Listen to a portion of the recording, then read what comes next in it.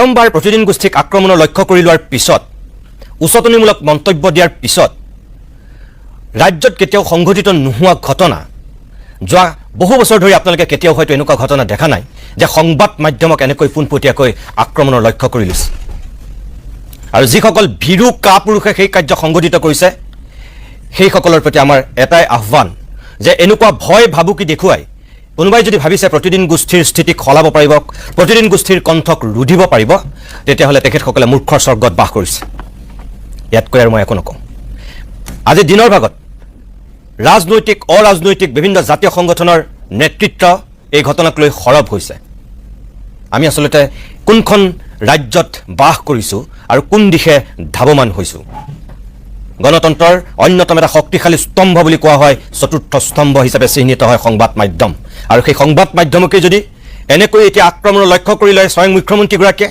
আৰু তাৰ পিছত তেখেতৰ উচতনিমূলক সেই উদগনিমূলক বক্তব্যৰ পিছত যদি কোনো দুষ্কৃতিকাৰীয়ে এনেকৈ সংবাদ মাধ্যমৰ কাৰ্যালয় ধ্বংস কৰিবৰ বাবে আগবাঢ়ি আহে ব্যক্তিগতভাৱে আমাকো সামাজিক মাধ্যম যোগেদি বিভিন্নজনে ভয় ভাবুকি দেখুৱাই আছে মাৰিম কাটিম কোৱাৰ পৰা আৰম্ভ কৰি চৰকাৰ আহিলে ক'ত সাৰিব সুদাই নেৰিম জাতীয় বাক্য ৰাজহুৱাকৈ লিখিছে কিন্তু মই যিসকলৰ সেই বক্তব্য ব্যক্তিগতভাৱে আমাক আক্ৰমণ কৰি লিখিছে মই তেখেতসকলক কওঁ অতি বেছি আপোনালোকে কি কৰিব পাৰিব মোক মাৰি পেলাব পাৰিব তাতকৈ একো কৰিব নোৱাৰে অতি বেছি কি কৰিব হত্যা কৰিব পাৰিব কৰক বহুত সাংবাদিক ইয়াৰ আগত শ্বহীদ হৈছে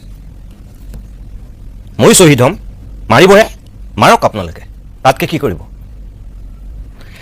ষ্টুডিঅ'ত বিশিষ্ট বুদ্ধিজীৱী লেখক লক্ষ্মীনাথ তামুলী ডাঙৰীয়া আছে মই লক্ষ্মীনাথ তামুলী ডাঙৰীয়াক অনুষ্ঠানলৈ স্বাগতম জনাইছোঁ গুৱাহাটী বিশ্ববিদ্যালয়ৰ জ্যেষ্ঠ অধ্যাপক প্ৰাক্তন মুৰব্বী অধ্যাপক প্ৰাক্তন ডিন বাণিজ্য বিভাগৰ ডক্টৰ ভাস্কৰজ্যোতি বৰা আছে মই ভাস্কৰজ্যোতি বৰা ডাঙৰীয়াক অনুষ্ঠানলৈ স্বাগতম জনাইছোঁ লেখক বিশ্লেষক ব্ৰজেন ডেকা ডাঙৰীয়া আছে মই ব্ৰজেন ডেকাকো অনুষ্ঠানলৈ স্বাগতম জনাইছোঁ সৰু অসম সাংবাদিক সন্থাৰ সভাপতি পংকজ নাথ আছে তেজপুৰৰ পৰা পংকজ নাথ ডাঙৰীয়াকক মই অনুষ্ঠানলৈ স্বাগতম জনাইছোঁ আৰু বীৰ লাচিত সেনাৰ প্ৰচাৰ সম্পাদক প্ৰাণজিৎ গগৈ আছে লখিমপুৰৰ এগৰাকী সজাগ আৰু সচেতন যুৱক প্ৰাণজিৎ গগৈকো মই লখিমপুৰৰ পৰা আজিৰ এই অনুষ্ঠানলৈ স্বাগতম জনাই লৈছোঁ যিসকল এই মুহূৰ্তত প্ৰতিদিন টাইমৰ টিভিৰ সন্মুখত বহিছে আপোনালোকে যিসকলে এতিয়াও মুখ্যমন্ত্ৰীৰ সেই বক্তব্য দেখা নাই যদি শুনা নাই মই তেখেতৰ বক্তব্যৰ গোটেইখিনি সম্ভৱ নহয় তথাপিও কেইটামান বিশেষ মন্তব্য কৰা বক্তব্যটো কিয়দাংশ আৰম্ভণিতে দেখুৱাই লৈছোঁ তাৰপিছতে মই ষ্টুডিঅ'ৰ অতিথিসকলৰ কাষলৈ পুনে পুনে উভতি আহিম প্ৰথম বিজেপি চৰকাৰ হ'লে প্ৰথম ইনষ্ট্ৰাকশ্যন আহিব যে কোনো অফিচাৰ কোনো মানুহে প্ৰতিদিনক গৈ মেনেজ কৰিব নোৱাৰিব প্ৰতিদিনত ভাল লিখিলেহে তাৰ ওপৰত তদন্ত হ'ব আৰু যি মন্ত্ৰীৰ ওপৰত প্ৰতিদিনে নিলিখে মই বুজি পাম যে ই পইচা দি আছে আৰু অলৰেডি মই 2 বছৰৰ পেপাৰ চাব দিছোঁ মোৰ অফিচত যে কোন কোন মন্ত্ৰীৰ এগেইনষ্টত প্ৰতিদিনে লিখা নাছিল আৰু কোন কোন অফিচাৰৰ এগেইনষ্টত প্ৰতিদিনে লিখা নাছিল কাৰণ এই যিটো ধান্দা কৰি আছে ব্লেকমেইলত এইটো এবাৰ বন্ধ কৰিব লাগিব আৰু এইটো বন্ধ কৰিলে অসমীয়া সমাজখন ঠিক হৈ যাব কি কি কৰি থাকে আনাপ চানাপ কথা লিখিব আজি জুবিনৰ ফটো দিব লাগে নেকি কওকচোন দিছেনে নাই কওক জুবিন গাৰ্গৰ নামত জয়ন্ত বৰুৱাই ৰাজনীতি কৰিব লাগে নেকি ডিব্ৰুগড়ত প্ৰতিদিনৰ এখন ফাংচন হৈছিল জুবিনে জয়ন্ত বৰুৱাক যি গালি পাৰিছিলে আজিও সেই ফাংচনত ডিব্ৰুগড়ত থকা মানুহক সুধি ল'ব আৰু জুবিন গাৰ্গৰ বিষয়ে আটাইতকৈ বেয়াকৈ কোন পেপাৰত লিখিছিলে প্ৰতিদিনে লিখিছিলে আৰু আজি প্ৰতিদিনে জুবিনৰ ফটো দি পেলাই হিমন্ত বিশ্ব শৰ্মাৰ এগেইনষ্টত ৰাজনীতি কৰিব খোজে আজিৰ পৰা কংগ্ৰেছৰ লিডাৰ আহিলে জুবিনৰ সমাধিত যাব নে নাযাব এই পৱন খেৰাই ৰৈ ৰৈ কেতেকী পাৰ্টি নহয় জানো সেই মানুহজনৰ গৌৰৱ গগৈ লগত লৈ আহিব লাগে নেকি তাকো মোক দম দিবৰ কাৰণে আৰু ইহঁতে বুজিও নাপায় যে হিমন্ত বিশ্ব শৰ্মাক দম দিব নোৱাৰে 2009 এই কাণ্ড আৰম্ভ হৈছিল মোক গালি গালাজ কৰা 9ত মই 11ৰ পৰা 9 16 18 মই যেতিয়াই গালি পাৰে মোৰ ৰেংকটো ওপৰত গুচি যায় কাৰণ অসমৰ মানুহে মোক অভাৱতে গালি পাৰাটো ভালেই নাপায় কাৰণ মানুহে দেখি আছে যে ভাই কোভিড হ'লেতো ICUত ইহে সোমায় বানপানী হ'লেতো ৰাতি ইহে আহি ওলায় গতিকে যিমানেই মোক ব্যক্তিগত আক্ৰমণ কৰে মোৰ দুটা ভোট বাঢ়ে এইবাৰো আপোনালোকে দেখিব জালুকবাৰী সমষ্টিত মই বহুত অভিলেখ ভোটত জিকিম যদি হিমন্ত বিশ্ব শৰ্মা নাথাকিলেহেঁতেন এইবিলাক মানে পদ্মশ্ৰী পদ্মভূষণ পাই গ'লেহেঁতেন। কিন্তু এটা কেৰেক্টাৰ মইহে জানো। এটা নিউজ নাও নে কি এটা উলিয়াই লৈছে, দিন ৰাতি ব্লেকমেইল কৰি থাকে মানুহক। আৰু এইটো কি ওলাই গ'ল, জেন কি বনি গ'ল, জেন জি। আমি ঘোঁৰাৰ ঘাঁচ খাই আছো, কিন্তু মোকতো কোনোবাই জিকাব বুলি নিউজতে দিলেও ৰাতিপুৱা মই পঢ়ি খুচি হৈ নাথাকোঁ। মইতো জানো যে কষ্টৰ বিকল্প নাই। কংগ্ৰেছত কোনজন নেতাই কেম্পেইন কৰিলে কওক? দেৱব্ৰত শইকীয়া বাহিৰত ওলাই আহিলে নাজিৰাত, ৰিপুণ বৰা বাহিৰত ওলাই আহিলে, কেম্পেইন নকৰে, ভাবে প্ৰতিদিন আৰু DY আমাক জিকাই দিব, কষ্ট নকৰে। সেইকাৰণে 2011তো মই কংগ্ৰেছত থাকোঁতে দেখোঁ, আৰে মই ইমান কষ্ট কৰোঁ, বাকী গোটেইবিলাক আৰামত বহি থাকে। ইলেকশ্যনৰ পিছত কুৰ্তা পাঞ্জাবী পিন্ধি চব শপত ল'ব আহি যায়। মোৰ মনত আছে 2011 চনত মাছখোৱাত যেতিয়া মন্ত্ৰীবিলাক শপত ল'ব আহিছে, মই ৰিপুণ বৰা প্ৰদ্যুৎ বৰাৰ মুখত কৈছোঁ, দাদা আপোনালোক আজি কিয় শপত ল'ব আহিলে? কেম্পেইনৰ সময়টো দেখাই নাপালোঁ আপোনালোকক।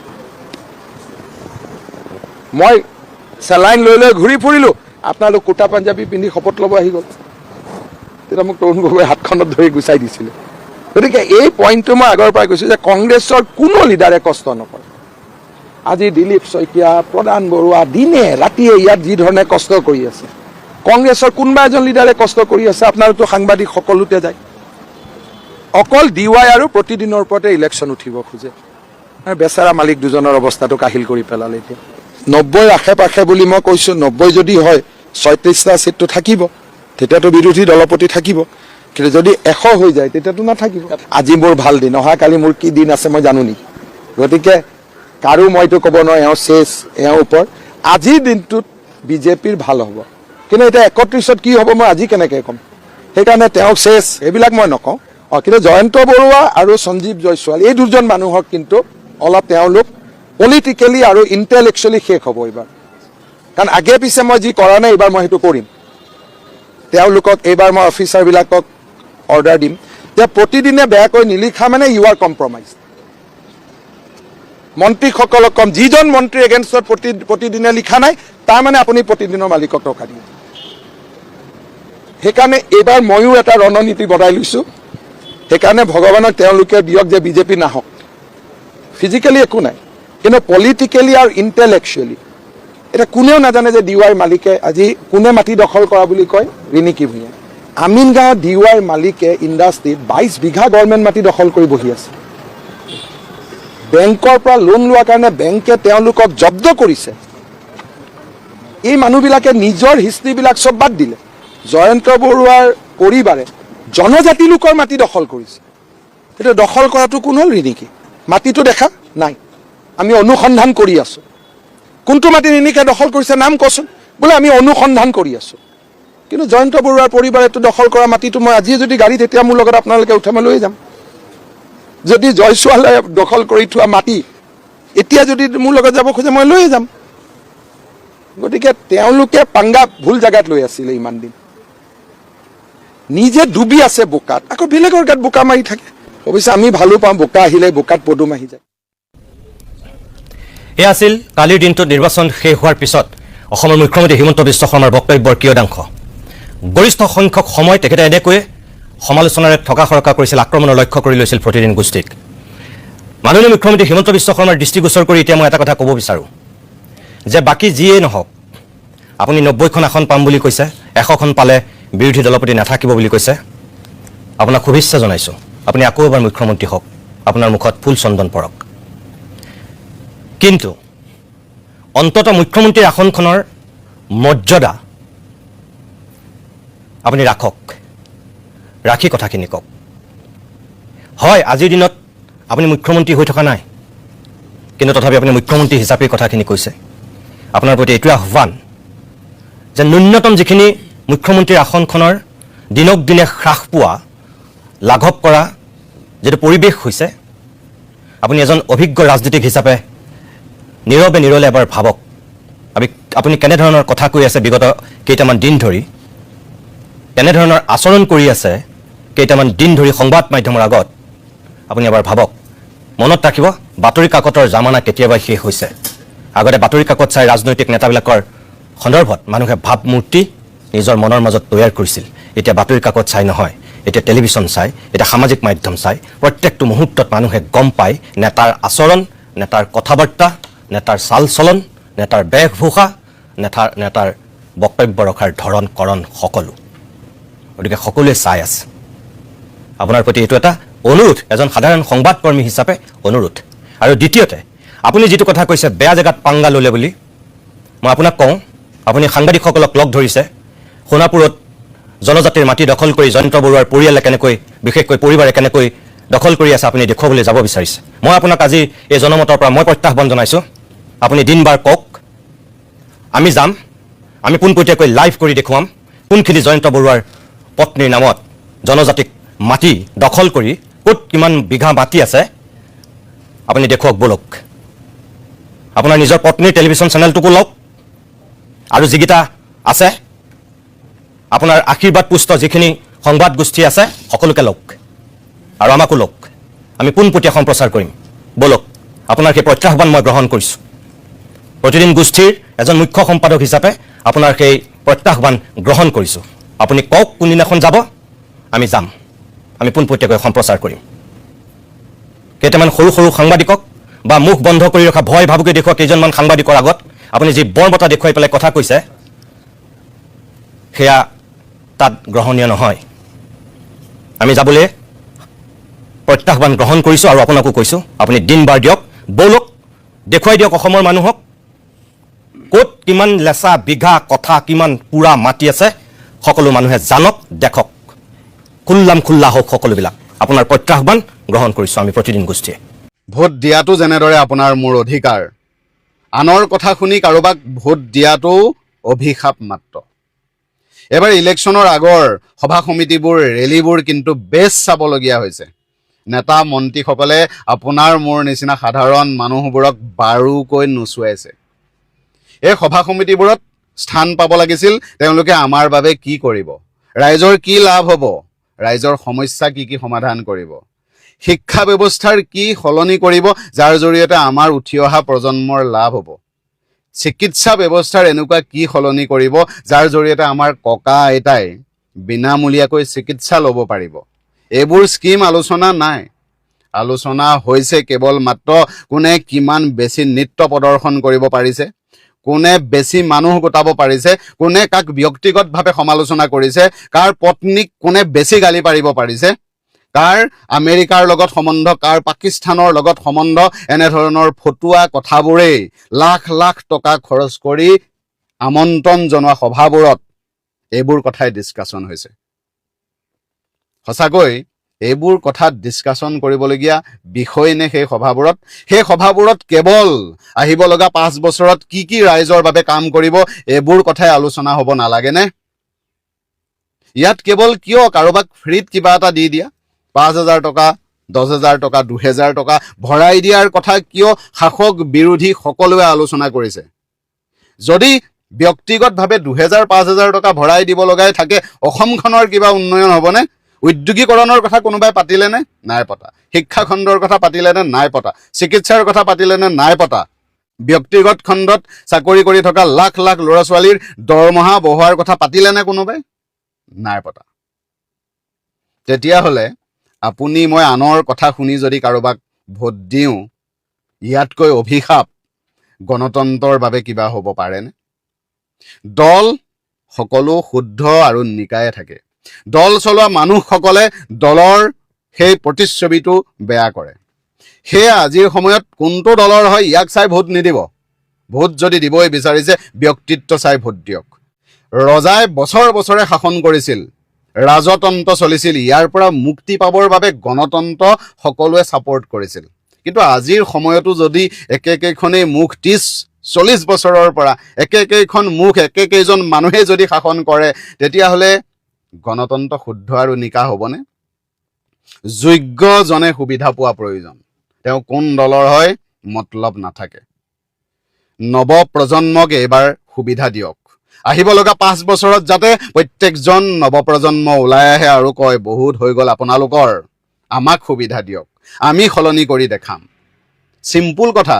কৃষি মন্ত্ৰী তেওঁ হোৱা প্ৰয়োজন, যি বিদেশৰ, যি পাঞ্জাৱৰ, যি বিশ্ব ব্ৰহ্মাণ্ডত কেনেদৰে উন্নত মানৰ খেতি কৰিব পাৰি ইয়াৰ বিষয়ে জ্ঞান থাকে। শিক্ষামন্ত্ৰী তেওঁৱেই হোৱা প্ৰয়োজন যে লণ্ডনত কি চলি আছে, আমেৰিকাৰ শিক্ষা ব্যৱস্থা কি চলি আছে ইয়াৰ বিষয়ে জ্ঞান থাকে, ইয়াক অধ্যয়ন কৰে। স্বাস্থ্যমন্ত্ৰী তেওঁৱেই হোৱা প্ৰয়োজন, চিকিৎসাৰ বাবে কি কি সা সঁজুলি লাগে তেওঁ নিজে জনা আৰু ইয়াৰ ব্যৱহাৰ কৰিব পৰা জ্ঞান থকা প্ৰয়োজন।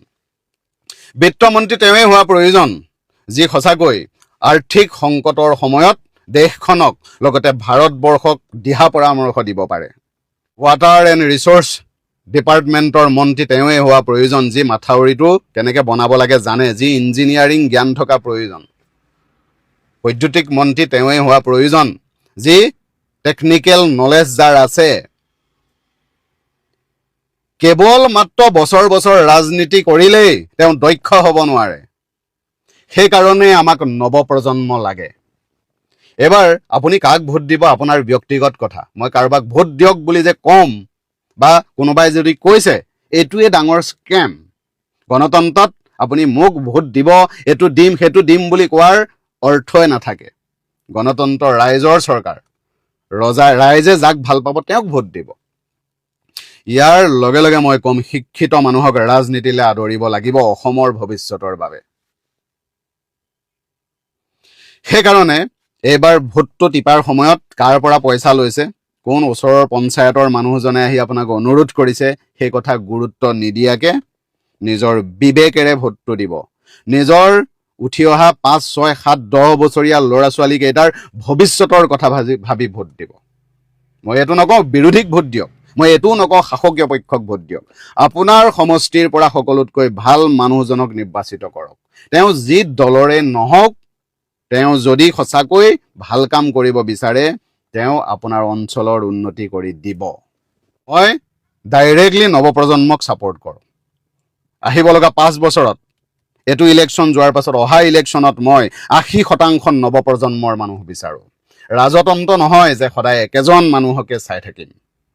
সেই ভোট দিয়াৰ আগত এইবাৰ অকণমান বিবেকটো ব্যৱহাৰ কৰিব। ৰামু হৰি যদুৱে কৈ দিলে বুলিয়ে ভোট নিদিব। পুনৰ কৈছোঁ মই, শিক্ষা, স্বাস্থ্য, কৰ্মসংস্থাপন, সমগ্ৰ পৰিৱেশটোৰ উন্নয়ন যদি কৰিব নোৱাৰোঁ, 2000, 3000, 5000 টকা লৈ কেতিয়াও আৰ্থিক অনাটনৰ পৰা মুক্ত নাপাওঁ। আৰ্থিক অনাটনৰ পৰা মুক্ত তেতিয়াই পাম যেতিয়া আমাৰ ল'ৰা ছোৱালীয়ে সম অধিকাৰৰ সৈতে পঢ়া শুনা কৰিব। মা দেউতাৰ বেমাৰ হ'লে যেতিয়া হস্পিটেলত বিনামূলীয়াকৈ চিকিৎসা হ'ব, তেতিয়া কম মূলধন থাকিলেও আপোনাৰ জীৱনটো সুন্দৰ হ'ব। এইকেইটাত যদি প্ৰাইভেট ছেক্টৰতে দেখুৱাব লগা হয়, প্ৰাইভেট স্কুলতে যদি হাজাৰ হাজাৰ টকা দি ল'ৰা ছোৱালীক পঢ়াব লগা হয়, বেমাৰ হ'লে যদি প্ৰাইভেট হস্পিটেলত লাখ লাখ টকা খৰচ কৰিয়ে চিকিৎসা কৰিবলগীয়া হয়, 2000 টকা, 1000 টকা, 5000 টকা, 10000 টকাৰ কোনো মূল্য নাই। অনুৰোধ এটাই কৰিম, সকলোৱে ভোট দিবলৈ আহক, ভোটৰ অধিকাৰ সাব্যস্ত কৰক। আপুনি ভুলতো নাভাবিব আপোনাৰ ভোটটোৰ মূল্য নাই। আপোনাৰ ভোটটোৱে সমাজ সলাই দিব পাৰে।